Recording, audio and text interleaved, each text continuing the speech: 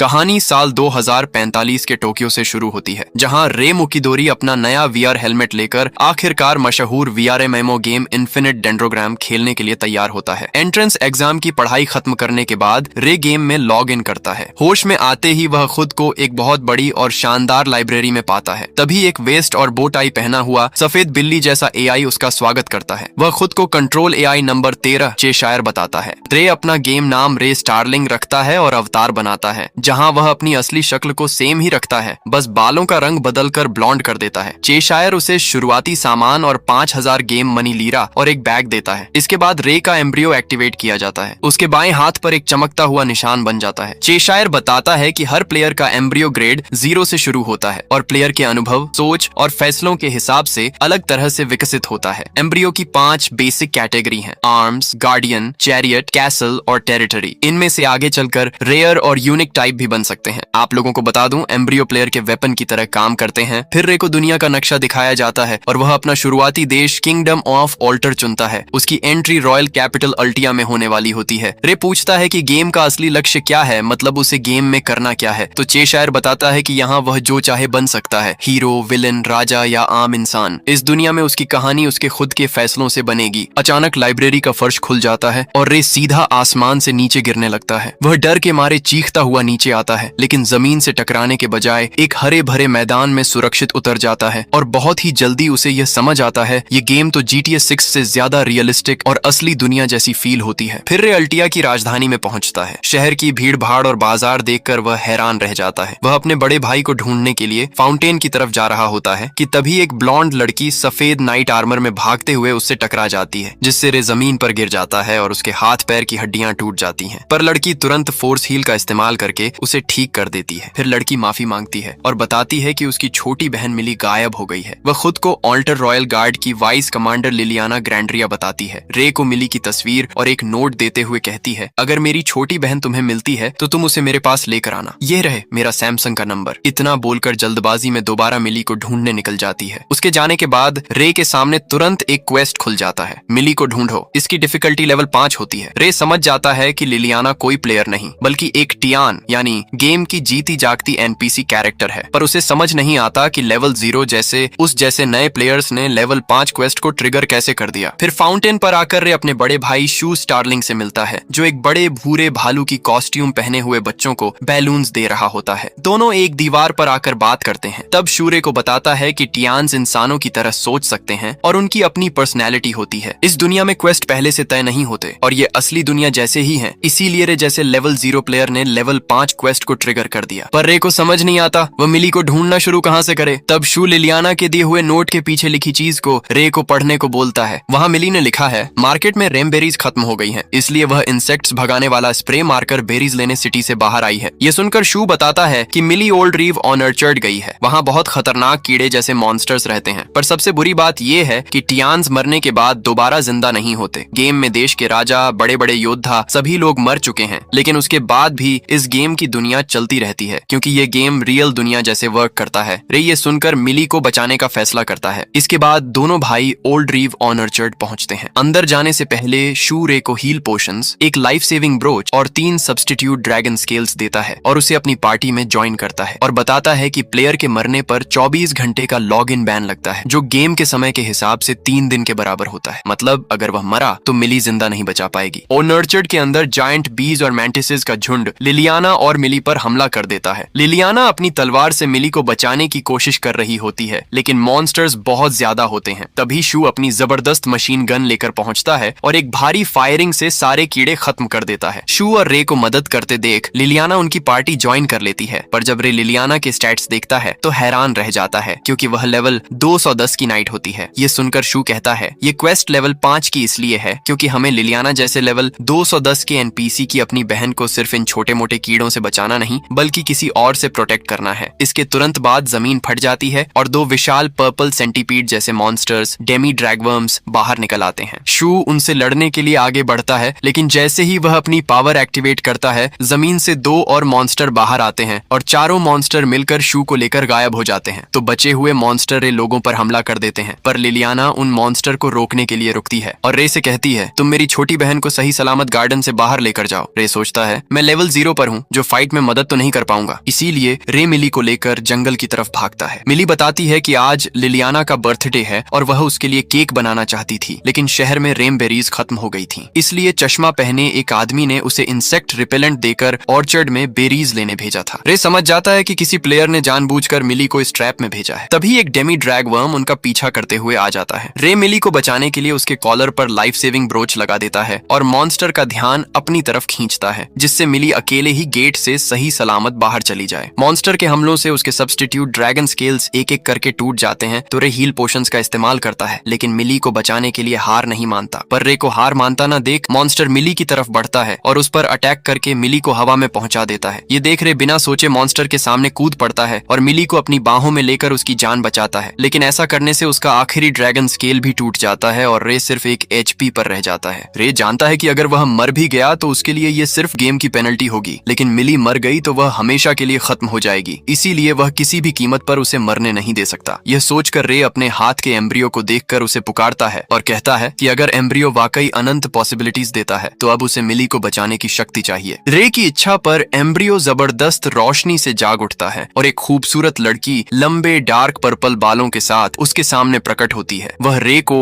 Master कहकर अपना नाम नेमेसिस बताती है। फिर वह एक विशाल डार्क क्रिस्टल ब्रॉडस्वर्ड में बदल जाती है। नेमेसिस अपनी खौतास ability vengeance is mine activate करती है। इस एबिलिटी की खौतास बात यह है कि नेमेसिस दुश्मन के अटैक पावर को स्टोर करके उसे खुद के अटैक में मिलाकर वापस दुश्मन पर कर सकती है। इसीलिए जैसे ही डेमी ड्रैगवर्म रे पर हमला करता है तब रे नेमेसिस को पूरी ताकत से घुमाकर एक जबरदस्त वार करता है। उस काउंटर अटैक से जायंट मॉन्स्टर पूरी तरह खत्म हो जाता है। लड़ाई के बाद नेमेसिस दोबारा अपने मानव रूप में आ जाती है और रे को बताती है कि वह उसकी मेडन आर्म्स टाइप एम्ब्रियो है। रे उसे अपना साथी मानकर खुशी से स्वीकार करता है। तभी जमीन के नीचे से शू बाहर निकलता है और बताता है कि वह खुदाई करके आखिरकार बाहर आ गया। ऑर्चर्ड के बाहर लिलियाना मिली को गले लगाकर रे और शू का मिली की जान बचाने के लिए शुक्रिया अदा करती है और मिली रे को एक रेमबेरी देती है और वहां से दोनों बहनें चली जाती हैं। इसी के साथ रे का क्वेस्ट कंप्लीट होता है और रिवॉर्ड में रे को सिर्फ एक रेमबेरी मिलती है। नेमेसिस इस रिवॉर्ड को बहुत कम बताती है, लेकिन रे खुशी से बेरी खा लेता है। तब शू बताता है कि रे के पहले दिन को खास बनाने के लिए उसने सुबह ही शहर की सारी रेमबेरीज खरीद ली थी। रे ये सुनकर सन्न रह जाता है क्योंकि मिली को ऑर्चर्ड जाने की जरूरत ही शू की वजह से पड़ी थी। नेक्स्ट सीन की शुरुआत एक अजीब से चमकते डिजिटल रियल्म से होती है, जहां कुछ रहस्यमयी एंटिटीज सीक्रेट मीटिंग कर रही होती हैं। इनमें एक ग्रेजुएशन कैप, एक होली स्वॉर्ड और एक स्टफ्ड बियर शामिल हैं। ग्रेजुएशन कैप बताता है कि किंगडम ऑफ ऑल्टर के पावरफुल टियान्स को खत्म करने की उनकी साजिश बुरी तरह फेल हो गई। उनका पहला प्लान था पॉइजन्ड रेमबेरीज के जरिए मिली से पॉइजन्ड केक बनवाना और अपनी बड़ी बहन वाइस कमांडर लिलियाना को केक खिलाने पर मजबूर करना, लेकिन सारे रेमबेरीज अचानक मार्केट से गायब हो गए, इसलिए उन्हें डेमी ड्रैगवर्म्स भेजने पड़े। लेकिन उनका दूसरा प्लान भी फेल हो गया क्योंकि शू स्टार्लिंग ने अकेले ही लगभग 100 डेमी ड्रैगवर्म्स को मार गिराया। होली स्वॉर्ड को शू से ज्यादा हैरानी रे पर होती है, जो लेवल 0 बिगिनर होते हुए भी एक डेमी ड्रैगवर्म को हरा चुका था, इसलिए स्वॉर्ड रे को खत्म करने की बात करता है। जबकि किंग ऑफ बीस्ट को भालू वाला शू बहुत क्यूट लगता है। उधर रॉयल कैपिटल अल्टिया के एक टेवर्न में रे की पहली क्वेस्ट कंप्लीट होने की खुशी में पार्टी चल रही होती है। शू रे के इन्फिनिट डेंड्रोग्राम में आने पर टोस्ट करता है और रे मजे से लजीज मीट डिशेस खा रहा होता है। तब सिस्टम उसे रियल दुनिया की भूख और बाथरूम की जरूरत का नोटिफिकेशन देता है। रे कुछ देर के लिए लॉग आउट करने लगता है, लेकिन नेमेसिस इमोशनल होकर उसे रोकने की कोशिश करती है क्योंकि वह अपने मास्टर के बिना खाना नहीं खा पाएगी। पर रे उसे जल्दी लौटने का भरोसा देकर गेम से लॉग आउट कर देता है। रियल दुनिया में रे जरूरी काम पूरी करके दोबारा गेम में लौट आता है, जहां अभी टेवर्न में नेमेसिस खली प्लेट्स के पहाड़ के सामने बैठी होती है और शिकायत करती है कि रे के बिना वह खाना नहीं खा पाई क्योंकि मास्टर के लॉग आउट होने पर वह ह्यूमन फॉर्म में नहीं रह सकती। तो शू फिर से और खाना मंगवाकर नेमेसिस को खुश कर देता है। दोबारा खाना खाते हुए रे एम्ब्रियो इवोल्यूशन के बारे में पूछता है। शू बताता है कि नेमेसिस के मेडन टाइप होने की वजह से उसके हमेशा ह्यूमन फॉर्म में रहने की संभावना है क्योंकि मेडन टाइप के वेपन फॉर्म इवॉल्व होते हैं, ह्यूमन फॉर्म नहीं। फिर शू बताता है कि एम्ब्रियो फॉर्म्स 1 से 3 लो रैंक, 4 से 6 हाई रैंक और फॉर्म 7 सुपीरियर एम्ब्रियो होता है, लेकिन फॉर्म 7 मतलब सुपीरियर एम्ब्रियो तक पहुंचने वाले प्लेयर्स 100 से भी कम है। ये सुनकर रे सपना देखता है कि नेमेसिस भी वहां तक पहुंचे, लेकिन शू अपने फॉर्म का राज नहीं खोलता। फिर रे लिलियाना और शू के बीच की दुश्मनी का सवाल करता है। शू बताता है कि 6 महीने पहले ड्राइफे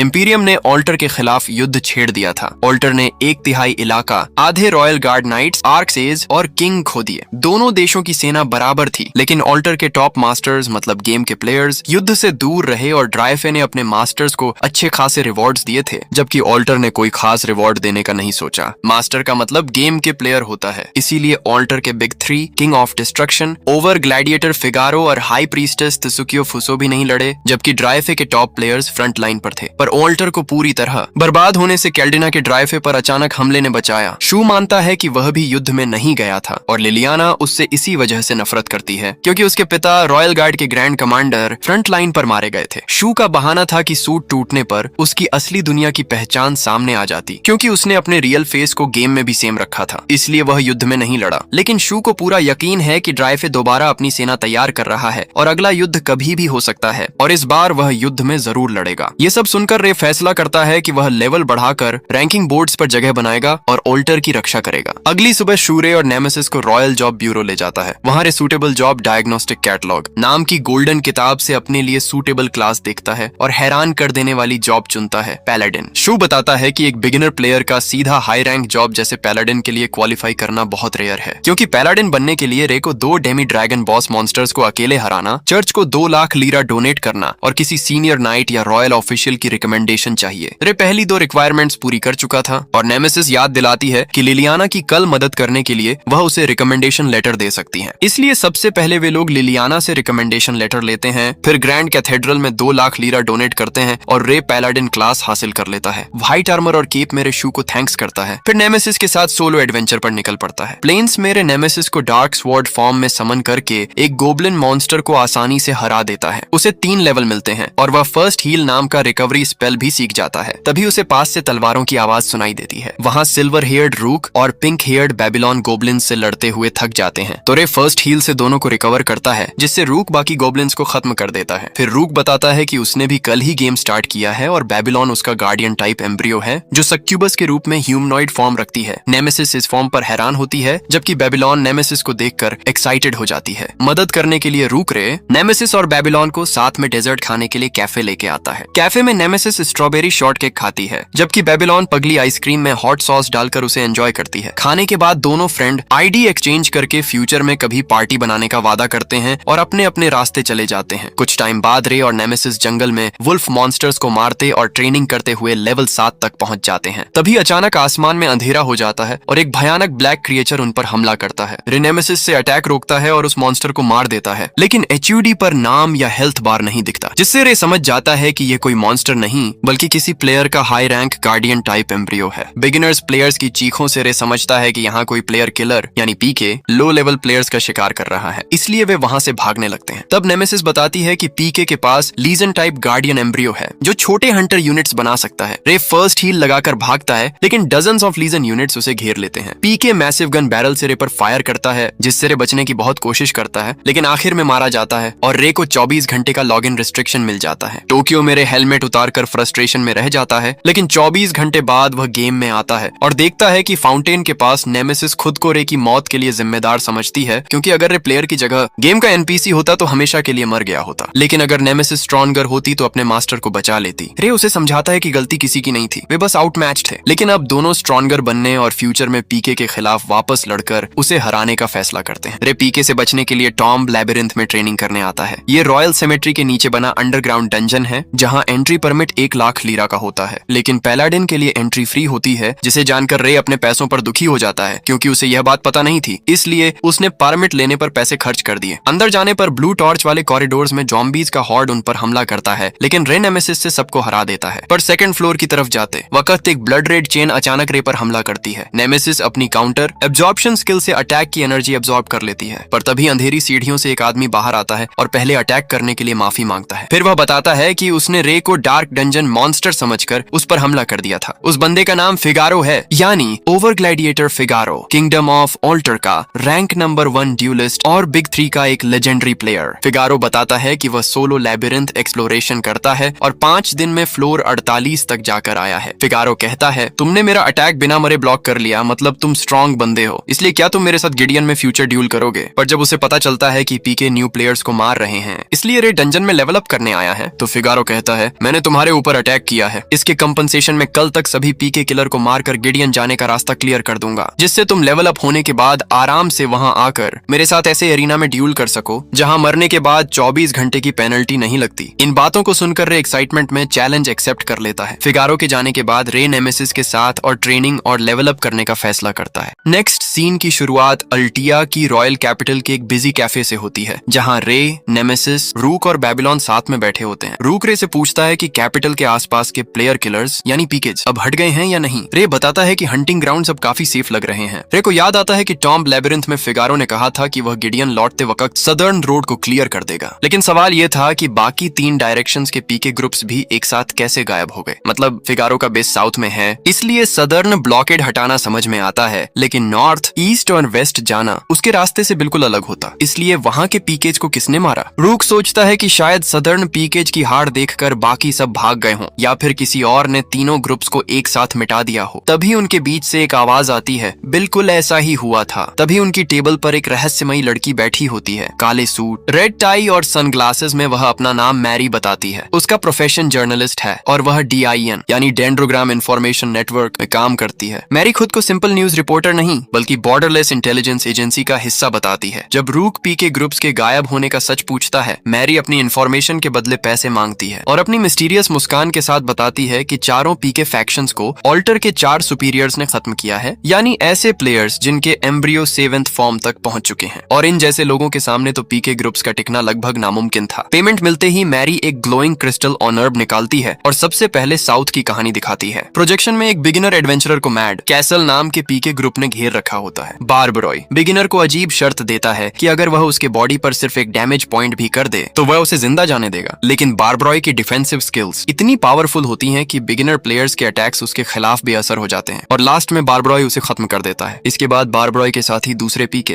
एरियाज की बात ही कर रहे होते हैं कि अचानक सिस्टम अलर्ट्स आने लगते हैं कि उनके स्काउट्स एक एक करके मर चुके हैं। तब लाल चेंस हवा को चीर कर बारबरॉय के 3 साथियों को तुरंत खत्म कर देती है। इसके बाद अंधेरे से एक स्टाइलिश मैन सामने आता है। ये होता है फिगारो, किंगडम ऑफ ऑल्टर का रैंक 1 ड्यूलिस्ट। फिगारो बारबरॉय को मैड कैसल का लीडर पहचान कर सीधा कहता है, अगर तू इस एरिया को छोड़ दे तो मैं तुम्हें जिंदा जाने दूंगा। बारबरॉय अप्रेजल से फिगारो के इक्विपमेंट देखता है और समझ जाता है कि उसके पास कई UBM यानी यूनिक बॉस मॉन्स्टर आइटम्स हैं। इसलिए वह हार मानकर पीस कॉन्ट्रैक्ट साइन करने का नाटक करता है और जैसे ही फिगारो उसके रेडियस के अंदर आता है, बारबरॉय अपने एम्ब्रियो का स्किल हेवंस वेट एक्टिवेट करता है और फिगारो के नीचे मैजिक सर्कल बनता है, जिससे सर्कल के अंदर की ग्रेविटी 500 गुना बढ़ जाती है। फिर बारबरॉय अपना ultimate form Atlas the liberated giant activate करता है, जो उसकी डिफेंस को अटैक पावर में बदल देता है और कुछ सेकंड्स के लिए उसका अटैक 15,000 से भी ऊपर पहुंच जाता है। बारबरॉय अटैक करने के बाद सोचता है कि उसने फिगारो को मार दिया है, लेकिन फिगारो तो 500 गुना ग्रेविटी के बावजूद आसानी से सीधा आसमान में पहले ही जा चुका था और अपनी आंखें लाल रोशनी से चमकाते हुए क्रिम्सन चेन बारबरॉय के गले में लपेट देता है। तब बारबरॉय को समझ में आता है कि फिगारो का सुपीरियर एम्ब्रियो पहले से एक्टिव था, इसीलिए ग्रेविटी उस पर बेअसर हो गई। फिगारो बारबरॉय को चेन से सीधा आसमान और फिर स्पेस की तरफ फेंक देता है। उसके बाद चेन खींचकर उसे वापस जमीन पर लाता है और बड़ी ब्रॉडस्वर्ड जमीन में गाड़ देता है। बारबरॉय मीटियर की तरह उस पर गिरकर खत्म हो जाता है। इसके बाद प्रोजेक्शन ईस्टर्न टेरिटरी में के एंडार नाम के बड़े पीके सिंडिकेट को दिखाती है। उनके सामने मास कल्टिस्ट की डिसिप्लिन्ड आर्मी खड़ी होती है, जिसके बीच में होती है हाई प्रीस्टेस त्सुकियो फुसो। वह हाथ उठाती हैं और के एंडार के मेंबर्स अचानक सांस नहीं ले पाते, लेकिन कंफर्म करने के लिए कल्ट के मेंबर्स पीके लोगों को फिर से खत्म करते हैं। मैरी बताती है कि त्सुकियो फुसो ने जापान के अपने रिलीजियस सेक्ट को डेंड्रोग्राम में लाकर लूनर सोसाइटी बनाया है, पर के एंडार के एक मेंबर ने उनके नए बिलीवर को मारा था, इसलिए त्सुकियो ने पूरे सिंडिकेट को मिटा दिया। फिर वेस्टर्न एरिया गोब्लिन स्ट्रीट दिखाया जाता है, जहां एक्स फील्डिंग बैंडिट्स एक पिंक हेयर्ड वुमन को घेरते हैं। यह लेई द प्रोडिगल ऑफ फीस्ट होती है। एक पल में वह अपनी मार्शल आर्ट्स से बैंडिट्स को बालों की तरह फुलाकर तबाह कर देती है। मैरी बताती है कि लेई प्लेयर्स पर अजीब अल्केमिकल एक्सपेरिमेंट्स करती है और उसने गॉब्लिन स्ट्रीट के पूरे सिंडिकेट को अकेले खत्म कर दिया। अब रे नॉर्थ के नोज फॉरेस्ट के बारे में पूछता है, वही जगह जहां लीजन टाइप पीके ने उसे पहले मारा था। मैरी बताती हैं कि उस एरिया में कोई नॉर्मल पीके नहीं बल्कि सुपीरियर किलर है। प्रोजेक्शन में देखते हैं कि पूरा जंगल एक विशाल आग और एक्सप्लोजन्स में जलता हुआ दिखाई देता है। आसमान में किंग ऑफ डिस्ट्रक्शन के एम्ब्रियो का कोलोसल फ्लाइंग बैटलशिप नजर आता है। एक ही कैटास्ट्रोफिक बॉम्बार्डमेंट में फॉरेस्ट और अंदर छिपे पीकेज की लीजन राख बन जाती है। लेकिन मैरी बताती हैं कि इतने बड़े अटैक के बाद भी सुपीरियर किलर जिंदा बचने में कामयाब हो गया। बाद में रे और नेमेसिस नोज फॉरेस्ट के रूइंस देखने पहुंचते हैं। रे किंग ऑफ डिस्ट्रक्शन की पावर देखकर हैरान होता है, लेकिन फिर नेमेसिस और रे उस मिस्टीरियस सुपीरियर किलर को हराने का इरादा याद करते हैं। नेमेसिस भी कहती है कि दोनों ट्रेनिंग करके इतने स्ट्रॉन्ग बनेंगे कि एक दिन उसे अपने हाथों से हरा सकेंगे। तब नेमेसिस को दूर एक ग्लोइंग स्पेस दिखाई देता है, जिसमें वह चली जाती है तो रे भी उसके पीछे जाता है और आंखें खोलने पर अपने आप को एक डिजिटल वॉइड में पाता है, जहां ब्लू टाइल्स चमक रहे होते हैं। वहां व्हाइट कैट एआई चेशायर और नेमेसिस टी टेबल पर बैठे होते हैं। चेशायर रे को चाय देता है और बताता है कि वह नॉज फॉरेस्ट की एनवायरमेंटल मेंटेनेंस कर रहा है और बताता है कि रे तुम्हारे पास मेडन टाइप एम्ब्रियो है, इसीलिए तो यहाँ आ पाए, क्योंकि मेडन टाइप एम्ब्रियोज के पास रिस्ट्रिक्टेड एरिया में आने की परमिशन होती है या वे उसे बायपास कर सकते हैं। लेकिन ऐसा कैसे होता है वो बात गेम मुझे तुम्हें बताने नहीं दे सकता, तो उसके लिए सॉरी। तो इस बात को हटाकर रे पूछता है कि गेम सिस्टम फॉरेस्ट को रीसेट करके तुरंत ठीक क्यों नहीं कर देता। चेशायर समझाता है कि इन्फिनिट डेंड्रोग्राम एक फ्री वर्ल्ड है जहाँ प्लेयर्स के एक्शंस एनवायरनमेंट पर परमानेंट इफेक्ट्स छोड़ते हैं, इसीलिए हम चीजों को अपने आप ठीक होने देते हैं, पर थोड़ी मदद करके, जैसे खत्म हुए फॉरेस्ट पर पेड़ों के बीज लगाकर। रे फिर गेम के जस्टिस सिस्टम के बारे में पूछता है। वह जानना चाहता है कि अगर किसी प्लेयर की डेथ होने पर सिर्फ टेम्परेरी 24 घंटे की लॉग आउट पेनल्टी मिलती है तो क्रिमिनल्स एंड पीकेज को पनिश कैसे किया जाता है। चेशायर बताता है कि वांटेड क्रिमिनल्स के लिए प्लेयर जेल है जहां क्राइम्स के हिसाब से पीके प्लेयर को बंद कर दिया जाता है, लेकिन किलर लोग लॉग आउट और अपने आप को खत्म करने वाले लूप होल से बच जाते हैं। और हाँ, जेल में डालने के लिए पीके किलर लोगों को हराकर जेल में डालना होता है, लेकिन अगर कोई पीके प्लेयर को हराकर जेल में डाला नहीं जा सकता तो वो फ्रीली गेम में बाकी प्लेयर्स को मारता रहेगा। रे कहता है तुम लोगों को गेम के इस लूप होल पर पैच अपडेट देकर इसे ठीक करना चाहिए। चेशायर बहुत दिनों बाद गेम के अंदर किसी प्लेयर से ऐसे मिलकर बात कर पाया है जिससे वह खादिश है और रे को कुछ रिवॉर्ड देना चाहता है, पर गेम के एडमिन होने की वजह से वह रे को कोई रिवॉर्ड नहीं दे सकता। इसीलिए चेशायर एक अजीब बात बोलता है जो उसके दूसरे सिटी जाने के बीच में रे के लिए मददगार हो सकती है। ओग्रे का दिल उसके पेट के अंदर होता है। इतना बोलकर चेशायर रे और नेमेसिस को अल्टिया टेलीपोर्ट कर देता है। कैपिटल में रे नेमेसिस, रूक और बेबीलोन एडवेंचरर गिल्ड में अगला क्वेस्ट देखते हैं। रे रूक की जॉब पूछता है और रूक बताता है कि उसका क्लास पिंप है जिसकी अभी की एबिलिटी फीमेल मॉन्स्टर्स को चार्म और टेम करने में मदद करती है। रूक ने अपनी स्किल्स बताई तो रे भी उसे बताता है कि मेरी पैलाडिन क्लास है और स्किल फर्स्ट हील है, और नेमेसिस समझाती है कि ह्यूमन फॉर्म में वह काउंटर एब्जॉर्प्शन यूज कर सकती है, जबकि वेंजेंस इज माइन के लिए उसे स्वॉर्ड फॉर्म में आकर रे के हाथ में वील्ड होना पड़ता है। इसी बीच फिर से मैरी भी उनके पास आ जाती है। उसका गिडियन में रिपोर्टिंग का काम होता है, इसलिए वह भी उनके साथ एक ही पार्टी में ट्रैवल करने की परमिशन मांगती है। रे लेवल 2 एस्कॉर्ट क्वेस्ट सेलेक्ट करता है जिसमें अल्टिया से गिडियन जाने वाली मर्चेंट कारवां को प्रोटेक्ट करना होता है और रिवॉर्ड 30,000 लीरा है, लेकिन वे लोग कल सुबह निकलने का फैसला करते हैं, अभी नहीं। इसके बाद सीन गिडियन के माउंटेन हाईवे पर मर्चेंट कैरेज पर आता है जिसके गार्ड को रेडाइट गोब्लिन्स घेरे हुए हैं, इसलिए गार्ड्स ड्राइवर से कहते हैं हम इनसे नहीं लड़ सकते, इसलिए कैरेज की मदद से यहाँ से भागो। पर थोड़ा दूर जाते ही कैरेज हवा में उछलकर टूट जाती है। धूल हटने के बाद उन लोगों को पता चलता है कि उन पर अटैक हुआ है और यह अटैक करने वाला मॉन्स्टर ग्रेट मायाज्मिक ओग्रे गार्डरांडा है। गिडियन की तरफ सफर करते हुए रे, नेमेसिस, रूक, बेबीलोन और मैरी एक बड़ी वुडन कैरेज में जा रहे होते हैं जहाँ कैरेज रूक चला रहा होता है और मैरिलिन नाम की 3 सींग वाली डेमी ड्रैगन कैरेज को खींच रही होती है। रे उसे देखकर हैरान होता है और रूक से पूछता है कि उसे इतनी शानदार सवारी कहाँ से मिली। रूक बताता है कि कैपिटल में उसने एक अजीब आर्टिस्ट के लिए मॉडलिंग की थी और बदले में कई रेयर रिवॉर्ड्स मिले जिनमें उसने मैरिलिन को चुना क्योंकि रूक की मॉन्स्टर एनहांसमेंट स्किल मॉन्स्टर्स को मजबूत बनाने में काम आती है। रूक अपने हाथ पर लगा नया क्रिम्सन कैप्चर ज्वेल भी दिखाता है जिससे वह मॉन्स्टर्स को स्टोर करके जरूरत पर बुला सकता है। मैरी बताती है कि जर्नलिस्ट होने की वजह से वह सीधा लड़ तो नहीं सकती, लेकिन उसकी पैसिव स्किल्स पूरी पार्टी को एक्सपीरियंस पॉइंट्स का बड़ा बोनस देती हैं। यानी रे और बाकी लोग तेज लेवल अप कर सकते हैं जबकि मैरी आराम से चाय पीती रह सकती है, लेकिन उनका सुकून ज्यादा देर नहीं टिकता क्योंकि नेमेसिस आगे खतरे को महसूस कर लेती है। थोड़ी दूर एक मर्चेंट कारवां को बहुत सारे गोब्लिन्स ने घेर रखा होता है। गार्ड्स पूरी ताकत से लड़ रहे होते हैं, लेकिन गोब्लिन्स की संख्या बहुत ज्यादा होती है। रे मासूम लोगों को खतरे में देखकर तुरंत मदद करने का फैसला करता है, इसीलिए रूक मैरिलिन को सीधा चार्ज करने का हुक्म देता है और वह गोब्लिन्स की लाइन को तोड़ती हुई आगे बढ़ते हुए उन्हें मारती चली जाती है। रे कैरेज से कूदकर नेमेसिस को डार्क ब्रॉडस्वॉर्ड में बदल देता है। उधर रूक और बेबीलोन अपना खास कॉम्बो लिलिम टेम्पटेशन एक्टिवेट करते हैं। बेबीलोन की चार्म पावर मेल गोब्लिन्स को बेहोशी सी दीवानगी में डाल देती है और वे एक दूसरे से ही लड़ने लगते हैं। रे इसी मौके का फायदा उठाकर बचे हुए गोब्लिन्स को जल्दी से हरा देता है। उसके बाद बेबीलोन लिलिम ड्रेन इस्तेमाल करके मॉन्स्टर्स की मैजिकल एनर्जी एब्जॉर्ब करती है और सेकंड फॉर्म में इवॉल्व हो जाती है, लेकिन तभी जमीन जोर से हिलती है और एक भयानक धमाके के बाद एक विशाल लाल ओग्रे बाहर निकलता है। ये होता है ग्रेट मायाज्मिक ओग्रे गार्डरांडा। गार्डरांडा अपनी बड़ी मुट्ठी से रे पर हमला करता है, पर रे नेमेसिस से काउंटर एब्जॉर्प्शन एक्टिवेट करके वार रोक लेता है, लेकिन धक्के की ताकत उसे पीछे धकेल देती है। मैरी तुरंत पहचान लेती है कि सामने कोई आम मॉन्स्टर नहीं बल्कि यूनिक बॉस मॉन्स्टर है। गार्डरांडा गुस्से में होता है और अपने कंधों पर भी मुंह उगाकर जहरीली पर्पल धुआं छोड़ता है जो पूरे मैदान में फैल जाता है। इस धुएं से गार्ड्स कमजोर पड़ जाते हैं और रे को लेथल पॉइजन, पैरालिसिस और वीकनेस जैसे स्टेटस इफेक्ट्स मिलते हैं। इसके तुरंत बाद गार्डरांडा उसे खत्म करने के लिए आगे बढ़ता है, लेकिन मैरिलिन रे को बचाने के लिए बीच में आ जाती है। तो गार्डरांडा मैरिलिन को जोर से पीछे पटक कर मारने वाला होता ही है, लेकिन सही टाइम पर रूक कैप्चर ज्वेल का रिकॉल फंक्शन इस्तेमाल करके उसे वापस खींच लेता है और यही मौका पाकर बेबीलोन गार्डरांडा पर लिलिम टेम्पटेशन चलाती है, लेकिन उसकी चार्म पावर मॉन्स्टर पर बिल्कुल असर नहीं करती। इसके बाद गार्ड रांडा फिर रे पर हमला करता है तो रे नेमेसिस में जमा की गई एनर्जी का इस्तेमाल करके वेंजेंस इज माइन एक्टिवेट करता है और गार्ड रांडा के एक बड़े हमले को रोकने के साथ उसकी कुछ उंगलियां काट देता है। पर रे पॉइजन की वजह से बहुत कमजोर हो रहा होता है। तब मैरी यूनिवर्सल पनासिया नाम का हाई ग्रेड एलिक्सिर रे के फेस में मारती हैं और बताती हैं कि यह एलिक्सिर 3 मिनट के लिए उसके सारे स्टेटस इफेक्ट्स को रोक सकता है। इसी के साथ रे की ताकत वापस आती है और वह गार्ड रांडा के खिलाफ दोबारा लड़ने के लिए तैयार हो जाता है। अब रे के पास सिर्फ 180 सेकंड होते हैं। वह गार्ड रांडा के अटैक से बचते हुए उस पर लगातार वार करता है और हर हिट से मिले डैमेज को नेमेसिस में जमा करता रहता है। इसी बीच आसमान से एक क्रिम्सन रॉकबर्ड रे पर हमला करता है, पर रे उसके हमले से बचते हुए जल्दी ही समझ जाता है कि गार्ड रांडा इसी फ्लाइंग मॉन्स्टर की मदद से अलग अलग एरियाज तक पहुंचता है। रूक और बेबीलोन हवा में उड़कर रॉकबर्ड को संभालने जाते हुए रे से कहते हैं कि वह सिर्फ गार्ड रांडा पर ध्यान दे क्योंकि वे एरियल मॉन्स्टर को रोकेंगे। रे ग्राउंड पर अकेला गार्ड रांडा का सामना करता है, पर कुछ ही देर में पनासिया का समय खत्म होने वाला होता है। गार्ड रांडा अपने मुंह से भयानक फायर अटैक छोड़ता है। रे जानबूझकर फ्लेम्स के अंदर घुसकर काउंटर एब्जॉर्प्शन से उसकी एनर्जी एब्जॉर्ब कर लेता है और वेंजेंस इज माइन से गार्ड रांडा का सिर उड़ा देता है। पर सिर कटा होने के बाद भी पता नहीं कैसे वह रे पर पलटवार करने में कामयाब हो जाता है। और सोने पे सुहागा तो यह कि इसी समय एलिक्सिर का 3 मिनट का टाइम भी खत्म हो जाता है, इसलिए रे पर वीकनेस और पैरालिसिस फिर से हावी हो जाते हैं। और इसी वक्त गार्ड रांडा और भी भयानक रूप ले लेता है। उसके कंधे वाले मुंह से 2 नए हेड्स निकल आते हैं और उसकी ताकत बढ़ जाती है। रे की हालत देखकर सिस्टम इमरजेंसी इवोल्यूशन एक्टिवेट करता है। स्क्रीन पर कॉम्बैट पैटर्न्स एनालाइज होते हैं और रे से पूछा जाता है कि क्या वह इवोल्यूशन चाहता है। रे बिना सोचे यस दबा देता है, जिसके तुरंत बाद नेमेसिस के चारों तरफ चमकती रोशनी फैलती है और सिस्टम अनाउंस करता है कि नेमेसिस का फॉर्म 2 अनलॉक हो गया है, फ्लैग हलबर्ड। नेमेसिस की डार्क स्वॉर्ड एक बड़े हलबर्ड में बदल जाती है। इस नए फॉर्म की स्किल का नाम है like a flag flying the reversal. ये स्किल एनिमी के नेगेटिव स्टेटस इफेक्ट्स को उल्टा कर देती है, जिससे पॉइजन हेल्थ रीजनरेशन बन जाता है, वीकनेस पावरफुल स्टैट बूस्ट में बदल जाती है और पैरालिसिस तेज रिफ्लेक्सेस में कन्वर्ट हो जाता है। सिंपल शब्दों में अब गार्ड रांडा जितना रे को पॉइजन करता, रे उतना ही स्ट्रांग होता जाता है। और अभी ही रे को चेशायर की पहेली याद आती है कि ओग्रे का दिल उसके पेट के अंदर होता है। इसी बीच गार्ड रांडा फिर मायाजमा का बड़ा धुआं छोड़ता है, लेकिन रे उसी धुएं में से स्पीड के साथ निकलता है और फ्लैग हलबर्ड को उसके पेट में घुसा देता है और पेट के अंदर उसे मॉन्स्टर का ग्लोइंग रेड कोर दिखाई देता है। पर तभी वह इंजरी तुरंत हील हो जाती है, जिससे रे को समझ आता है कि उसे एक ही बार में कोर को तबाह करना होगा। पर नेमेसिस बताती है कि फ्लैग हलबर्ड फॉर्म में काउंटर एब्जॉर्प्शन और वेंजेंस इज माइन इस्तेमाल नहीं किए जा सकते। अगर रे ब्लैक ब्लेड फॉर्म में लौटेगा तो रिवर्सल खत्म हो जाएगा और सारे पॉइजन इफेक्ट तुरंत वापस आ जाएंगे। रे फिर भी रिस्क लेने का फैसला करता है और form shift black blade command देता है। हलबर्ड दोबारा डार्क ब्रॉडस्वॉर्ड बन जाता है और रे पर सारे नेगेटिव इफेक्ट्स लौट आते हैं। गार्ड रांडा के दोनों हेड्स रे को खत्म करने के लिए फायरबॉल्स जमा करते हैं। रे एक हेड की फ्लेम्स से तो बच जाता है, लेकिन दूसरे से नहीं। पर तभी सुपीरियर किलर का एम्ब्रियो आकर दूसरे हेड की फायर अपने ऊपर ले लेता है, जिस वजह से रे हवा में उछलकर ग्लोइंग कोर पर फाइनल अटैक करता है और कोर को तोड़ देता है और गार्ड रांडा पिंक डेटा पार्टिकल्स में डिसॉल्व हो जाता है। इसके तुरंत बाद सिस्टम अनाउंस करता है कि ग्रेट मायाज्मिक ऑग्रे गार्ड रांडा मारा गया है और MVP रे स्टारलिंग को मिला है। रिवॉर्ड में उसे मायाजमा और फ्लेम ब्रेसर्स ऑफ गार्ड रांडा मिलते हैं। पर इतनी लड़ाई लड़कर रे थककर जमीन पर बैठ जाता है तो मैरी उसे हीलिंग पोशन देती है। तब रे उस मिस्टीरियस सुपीरियर किलर के बारे में पूछता है। मैरी बताती है कि सुपीरियर किलर ने अपने एम्ब्रियो को फायर करके तुम्हारी मदद की, फिर गिडियन की तरफ भाग गया। इसी बीच क्रिम्सन रॉकबर्ड वापस आता है। उसके सिर पर बेबीलोन बैठी होती है और उसकी चोंच पर खड़ा रूक बताता है कि गार्ड रांडा के मरने के बाद मायाजमा हट गया, इसीलिए उसने अपनी चार्म और टेमिंग स्किल से रॉकबर्ड को टेम कर लिया और अब से इसका नाम ऑन्ड्री है। फिर कारवां का मर्चेंट रे और उसके साथियों का शुक्रिया करता है उसकी फैमिली की जान बचाने के लिए। फिर बाकी लोग टियान कॉफिन निकालते हैं और मरे हुए गार्ड्स की बॉडीज को संभाल कर उस पर स्टोर करते हैं ताकि उनके परिवार मरे हुए लोगों का अंतिम संस्कार कर सकें। ये देखकर रे को गहरा एहसास होता है कि टियान्स के लिए मौत सिर्फ गेम का लॉग आउट नहीं है, उनकी फैमिलीज,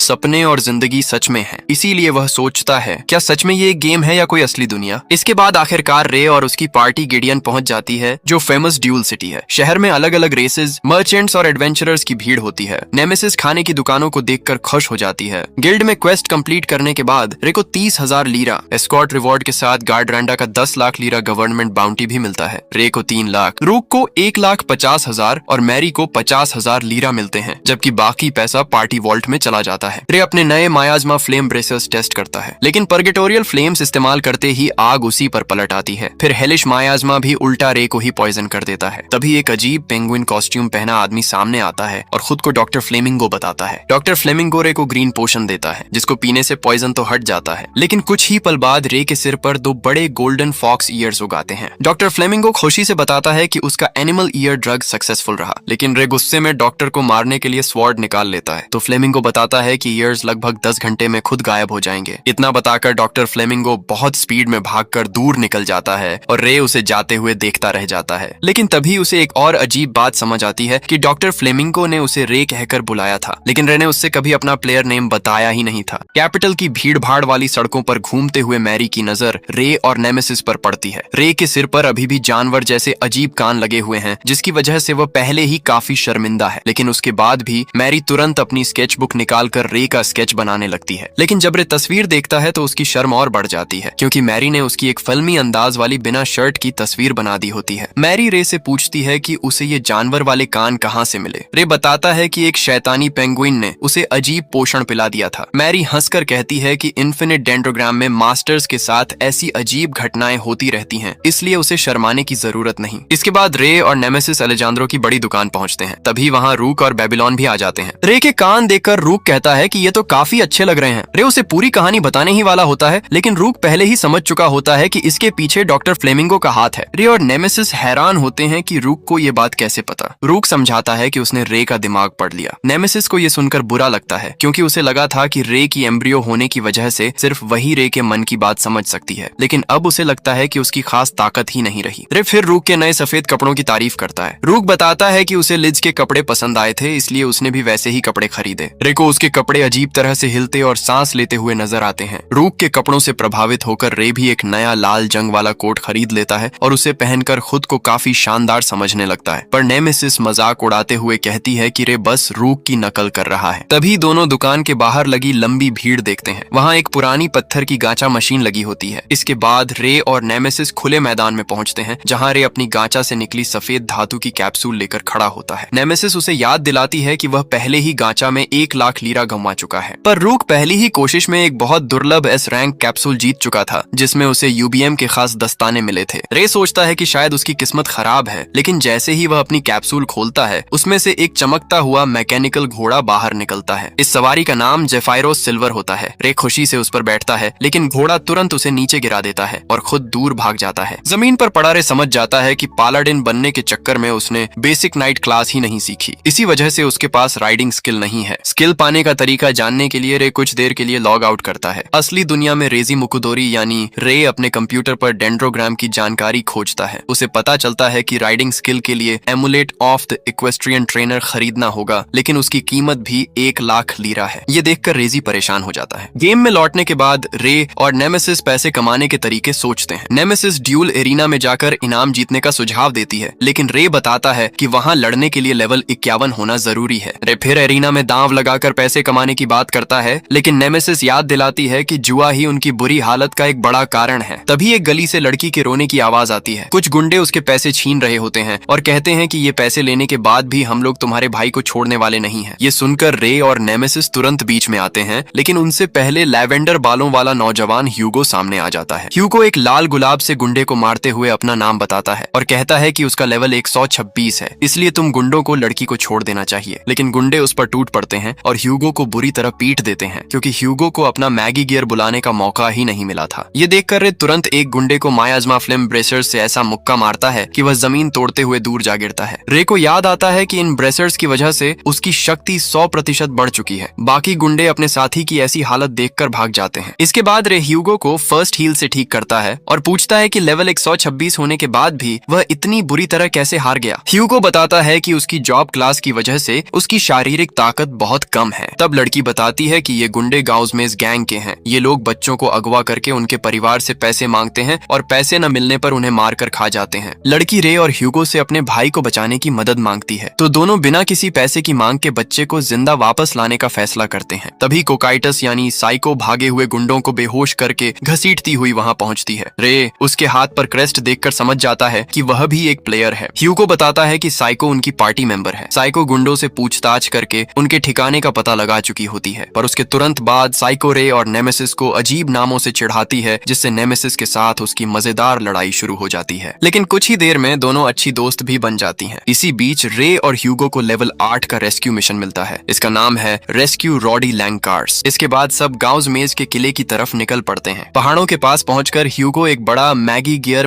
मार्शल 2 बाहर निकालता है। ये ड्राइव इंपीरियम की शक्तिशाली जंग मशीन होती है। ह्यूगो रे से पूछता है कि वह बेगुनाह बच्चों को बचाने के लिए इतना खतरा क्यों उठा रहा है। रे सीधा कहता है कि उसे बेगुनाह बच्चों को मरते हुए देखना बर्दाश्त नहीं। ह्यूगो भी कहता है कि उसकी सोच बिल्कुल ऐसी ही है, उसे बच्चों का देश नहीं बल्कि उनकी जान मायने रखती है, इसीलिए वह ड्राइव का सैनिक होते हुए भी उन्हें बचाने के लिए तैयार हो गया। रोबोट की मदद से किले के पास पहुंचकर रे कहता है कि सीधा हमला करने पर गुंडे बच्चों को ढाल बना सकते हैं। तो ह्यूगो बताता है कि वह ड्राइव से है, इसलिए उसके मैगी गियर को देखकर गुंडे बच्चों को तुरंत सामने नहीं लाएंगे और वह लड़ाई में स्मोक बम से गुंडों की नजर रोक देगा। इसी मौके का फायदा उठाकर रे किले के अंदर जाकर बच्चों को बचाएगा। पर इससे पहले ह्यूगो रे को मेडन टाइप एम्ब्रियो के मास्टर्स की एक खास बात बताता है। ऐसे लोग अक्सर इन्फिनिट डेंड्रोग्राम को सिर्फ गेम नहीं बल्कि एक असली दुनिया की तरह महसूस करते हैं। इसलिए ह्यूगो रे से कहता है कि बुरे टीएंस को हराते वक्त उसे खुद को दोषी महसूस नहीं करना चाहिए। तभी गुंडे कुछ और बच्चों को कैरेज में लेकर आते हैं। साइको अपनी दूर तक सुनने की शक्ति से पता लगाती है कि गुंडे उन बच्चों को मारने वाले हैं, क्योंकि शहर में कुछ मास्टर्स ने उनके साथियों को हरा दिया था। ये सुनकर ह्यूगो तुरंत मार्शल 2 से हमला करता है और स्मोक बम छोड़ देता है। इसका फायदा उठाकर रे और नेमेसिस किले के अंदर पहुंच जाते हैं। अंदर आते ही रे को वही सड़ी हुई बदबू महसूस होती है जो उसे टॉम्ब लैब्रिंथ में आई थी। आगे बढ़ने पर उन्हें मरे हुए टीएन बच्चों की लाशें दिखाई देती हैं, जिन्हें गुंडों ने अनडेड बना दिया था। ये देखकर रे का गुस्सा हद से बढ़ जाता है। वह नेमेसिस से पूछता है कि अगर इन बच्चों को हरा दिया गया तो उनकी आत्माओं का क्या होगा। नेमेसिस कहती है कि उसे इसका पक्का जवाब नहीं पता, लेकिन वह बस बच्चों की पीड़ा खत्म करना चाहती है। तो रे भी मायाज माफलम ब्रेसर्स की आग से पूरे रास्ते को जला देता है और अनडेड बच्चों को शांति मिल जाती है। इसके बाद सिस्टम रे को 100 से ज्यादा अनडेड दुश्मनों को हराने पर पालाडिन की छिपी शर्त पूरी करने का इनाम देता है और उसे प्यूरिफाइंग सिल्वर लाइट स्किल मिलती है। राख के बीच से रोशनी के टुकड़े ऊपर उठते हैं और बच्चों की हल्की आवाज रे को थैंक यू कहती है। अब रे को ह्यूगो की बात का मतलब समझ आता है। मेडन टाइप एम्ब्रियो के मास्टर्स इस दुनिया को इतना असली महसूस करते हैं कि वे इसके अनकहे एहसासों को भी महसूस कर सकते हैं। रे बच्चों की रजिस्ट्री उठाकर कसम खाता है कि इस सब के पीछे जो मास्टरमाइंड है वह उसे जरूर खत्म करेगा। किले के अंदर मेज जादुई गोले के जरिए ह्यूगो की लड़ाई देख रहा होता है। वह कहता है कि अंदर आए लोगों से वह खुद निपटेगा, जबकि ह्यूगो को रोकने के लिए वह अपने साथी गाउस को भेज देता है। गाउस एक बेहद ताकतवर मिनोटॉर जैसा बीस्ट मैन होता है। वह मार्शल 2 के हथियार को आसानी से तोड़ देता है और ह्यूगो को नजरअंदाज करके कैरेज में बंधे बच्चों को जिंदा खाने के लिए उनकी तरफ आगे बढ़ता है। ये देखकर साइको ह्यूगो से पूछती है कि क्या अब वह अपना असली रूप दिखा सकते हैं। ह्यूगो हाँ कहता है। तब साइको के हाथ से क्रेस्ट गायब हो जाता है और क्योंकि साइको कोई प्लेयर नहीं बल्कि ह्यूगो का एम्ब्रियो है, साइको अपने असली रूप में बदलकर ह्यूगो के मैगी गियर को एक सफेद मैकेनिकल रूप दे देती है। इसके बाद ह्यूगो अपनी skill gate of hell activate करता है। जमीन से बर्फ के 2 विशाल दरवाजे निकलते हैं और उनमें से भयानक ठंड का तूफान निकलकर गांव को पूरी तरह निगल लेता है। इसी दौरान रे किले की सबसे नीचे वाली कैद खाने तक पहुंचता है और जिंदा बचे बच्चों को ढूंढ लेता है, लेकिन पास के कमरे से उसे अजीब मंत्र पढ़ने की आवाज सुनाई देती है। दरवाजा तोड़कर अंदर जाने पर रे देखता है कि एक छोटा बच्चा खून से बने जादुई चक्र के बीच पड़ा है। रे बच्चे को उठाकर वहां से निकलने लगता है, लेकिन अचानक वही बच्चा रे पर चाकू से हमला कर देता है। रे को समझ भी नहीं आता कि आखिर ये बच्चा उस पर क्यों हमला कर रहा है, पर फिर सच सामने आता है कि उस बच्चे के शरीर के अंदर खुद मेज है। इसके बाद मेज एक बच्चे की बॉडी को छोड़कर एक डरावने आधे घोड़े जैसे अनडेड लिच जादूगर के रूप में बदल जाता है। लिच रे का मजाक उड़ाते हुए बताता है कि हीरोज अक्सर मासूम बच्चों के सामने अपनी सावधानी खो देते हैं। इसी गलती का फायदा उठाकर उस बच्चे ने झर और लकवे की दवा लगे खंजर से रे पर वार किया था। लिच को यकीन था कि रे बहुत जल्द मर जाएगा। फिर लिच खुद को मुर्दों का सच्चा राजा बनने के और करीब समझने लगता है। वह बताता है कि 5000 साल की जीवन शक्ति जमा करके उसने क्रिस्टल ऑफ रिसेंटमेंट बनाया है। अब बस डंगन में बंद बाकी बच्चों को मारना और उनके शरीरों से अपनी अनडेड सेना बनाना बाकी है। लेकिन जैसे ही लिच बच्चे की तरफ बढ़ता है, चांदी की एक चमकती हुई धार उसका हाथ काट देती है। रे दोबारा खड़ा हो चुका था और उसके हाथ में चमकता हुआ हेलबर्ट था। रे लिच को पहचान लेता है और कहता है कि उसने बच्चों के साथ हुई घटना के जिम्मेदार को सजा देने का वादा किया था, इसलिए अब लिच को अपने किए की कीमत जान देकर चुकानी होगी। यह सुन गुस्से में lich abyss delusion dead man's bind चला देता है। काली शक्ति रे को घेर लेती है और उस पर डेथ सेंटेंस, डिटेरियोरेशन, कर्स बाइंड, रेस्ट्रेंट और स्ट्रेंथ लॉस जैसे कई खतरनाक प्रभाव लग जाते हैं। लेकिन रे अपनी शक्ति से उन्हें रोक देता है और सीधा लिच की तरफ बढ़ता रहता है। उसका पवित्र चांदी वाला हमला लिच के शरीर को जला देता है। इससे लिच समझ जाता है कि उसकी जबरदस्त हीलिंग भी इस हमले के सामने बेकार है। इसलिए लिच पास रखे बैरल से लाशों को जिंदा करके स्केलेटन की सेना खड़ी कर देता है। रे अपने चांदी वाले वार से सभी स्केलेटन को कुछ ही पल में तोड़ देता है, लेकिन यही मौका मिलते ही लिच अपने 4 पैरों पर भागकर डंगन से बाहर निकल जाता है। बाहर उसका सामना ह्यूगो के मैगी गियर से होता है, क्योंकि गूज को ह्यूगो पहले ही बर्फ में जमा कर मार चुका था। ह्यूगो लिच को आखिरी आखिरी मौका देता है, या तो हेल चुनो या डिवाइन पनिशमेंट, लेकिन लिच घमंड में कुछ भी चुनने से मना कर देता है। इसी बीच रे भी वहां पहुंच जाता है। दोनों तरफ से घिरा लिच मजबूरन क्रिस्टल ऑफ रिसेंटमेंट का इस्तेमाल करता है। 5000 साल की नफरत और अंधेरी शक्ति एक साथ बाहर निकलती है और लिच डेडली मिक्सर नाम का भयानक हमला रे पर करता है। पूरा इलाका काले मियाजमा से भर जाता है, लेकिन रे काउंटर एब्जॉर्प्शन से उस पूरी शक्ति को नेमेसिस में अवशोषित कर लेता है। जादू खत्म होते ही लिच जमीन पर गिर पड़ता है। वह रे को लालच देता है और बताता है कि उसके पास 7 करोड़ लेड से भी ज्यादा पैसा है, लेकिन रे साफ कह देता है कि उसे पैसा नहीं चाहिए, उसे सिर्फ लिच की जान चाहिए। इसके बाद रे अपनी गॉन्टलेट के एक वार से लिच का अंत कर देता है। लिच के मरते ही रे पर लगे उल्टे प्रभाव खत्म हो जाते हैं, लेकिन उसका जहर और कर्स दोबारा लौट आते हैं। रे थक कर गिर पड़ता है। नेमेसिस अपने मेडन रूप में उसके पास आती है, लेकिन रे के पास सिर्फ आम जहर की दवा होती है। तभी ह्यूगो उसे हाई स्पिरिट वाटर और एलिक्सर से बनी खास दवा पिलाता है। इससे रे के सारे कर्स और डिब्बफ खत्म हो जाते हैं। रे ह्यूगो को दिल से धन्यवाद देता है। पास ही लिच का आइटम बॉक्स भी मिलता है, लेकिन रे लूट लेने से मना कर देता है क्योंकि उसे बच्चों की मौत से मिली चीज रखना गलत लगता है। अब ह्यूगो रे को अपने एम्ब्रियो का असली रूप दिखाता है। सफेद मैगी गियर रोशनी में बदलने लगता है और उसके अंदर से कोकाइटस सामने आती है, जो नेमेसिस की तरह एक मेडन टाइप एम्ब्रियो होती है। नेमेसिस दूसरी मेडन को देखकर हैरान रह जाती है, लेकिन बच्चों को बचाना ज्यादा जरूरी था, इसलिए सब लोग किले के अंदर चले जाते हैं। उनके जाते ही जंगल में छुपे डाकू लूट के लिए वापस आते हैं। उन्हें लिच का आइटम बॉक्स मिलता है। उसे खोलते ही सोने के लेयर सिक्के बाहर गिरने लगते हैं, लेकिन उन्हीं सिक्कों के बीच एक अजीब बैंगनी कोर पड़ा था। जैसे ही एक डाकू उसे उठाता है, उस पर एक बड़ी लाल आंख खुल जाती है। सिस्टम बताता है कि लिच मेज का अंत हो चुका है और आइटम बॉक्स तोड़ दिया गया है। इसी के साथ ग्रज अनडेड क्रिएशन सक्रिय हो जाता है। कोर डाकू को जकड़ लेता है और लाल जड़ों जैसे टेंटिकल्स सभी डाकुओं की जीवन शक्ति खींच लेते हैं। फिर वही शक्ति पास पड़े गूज के विशाल स्कल को भी अपने अंदर समा लेती है। कुछ ही पल में एक भयानक 2 सींग वाला ड्रैकोनिक सेंटोर पैदा होता है। कंट्रोल रूम का सिस्टम इसे यूबीएम के रूप में पहचानता है और इसका नाम रखता है एपिक टियर रेवेनेंट ऑंक्स हॉर्स गूजमेज। रे और ह्यूगो बच्चों को लेकर किले से बाहर निकलते हैं। तभी देखते हैं कि गूजमेज ह्यूगो के मैगी गियर को कुचल रहा है। ह्यूगो बिना अपने रोबोट के ज्यादा कुछ नहीं कर सकता, जबकि रे के पास काउंटर एब्जॉर्प्शन का सिर्फ एक चार्ज बचा है। तभी एक डरी हुई बच्ची कैरेज से भागकर राक्षस के सामने आ जाती है। गूजमेज उसे मारने के लिए बढ़ता है, लेकिन रे बिना सोचे उसके सामने आ जाता है। रे पर्गेटोरियल फ्लेम्स से राक्षस का हाथ जलाकर उसे नीचे गिरा देता है और उसकी आंखों पर हमला करके उसे अंधा कर देता है। फिर रे ह्यूगो को बच्चों को लेकर तुरंत निकलने के लिए कहता है और खुद राक्षस को रोकता है, लेकिन गूजमेज तुरंत अपने घाव भर लेता है। नेमेसिस समझ जाती है कि यह राक्षस लिच की शक्ति से बना है, लेकिन लिच राक्षस को कंट्रोल नहीं कर रहा। अगर लिच राक्षस को कंट्रोल कर रहा होता तो वह अपने शरीर को रीजनरेट नहीं कर सकता था। राक्षस रे को नजरअंदाज करके बच्चों की कैरेज के पीछे भागता है। रे